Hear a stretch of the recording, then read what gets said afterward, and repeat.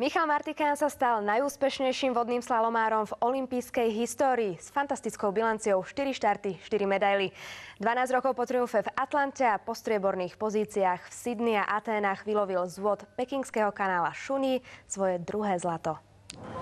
Už v semifinále ukázala aktuálna svetová jednotka svoje medailové ambície. Napriek dvojsekundovej penalizácii predviedol Martikán najrýchlejšiu jazdu a do finále putoval v pozícii absolútneho favorita.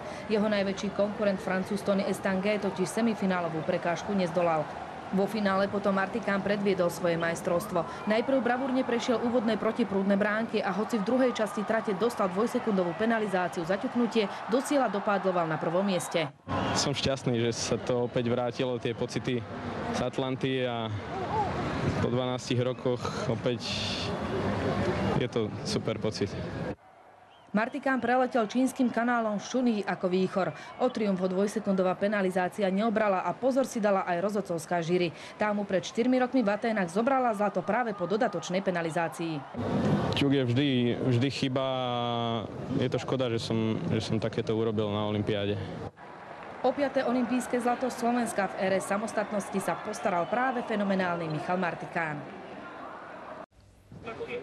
Bolo to super, len som stále ešte čakala, aby sa nestalo niečo ako pred 4 rokmi, tá nespravodlivosť, ale už som bola strašne šťastná.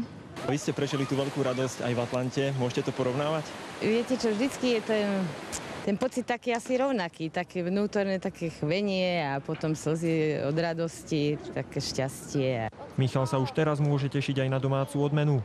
Niečo vymyslíme, už máme niečo také pripravené, ale nebudeme prezrádzať až potom, keď prídu. V areáli Ondreja Cibáka si vychutnalo zlatú radosť aj niekoľko desiatok Michalových vodáckych kolegov a fanúšikov. Ja som mu to prial už odtedy, ako bolo jasné, že pôjde na tú olympiádu, že keď tam ide, tak nech príde jednoznačne so zlatom. 54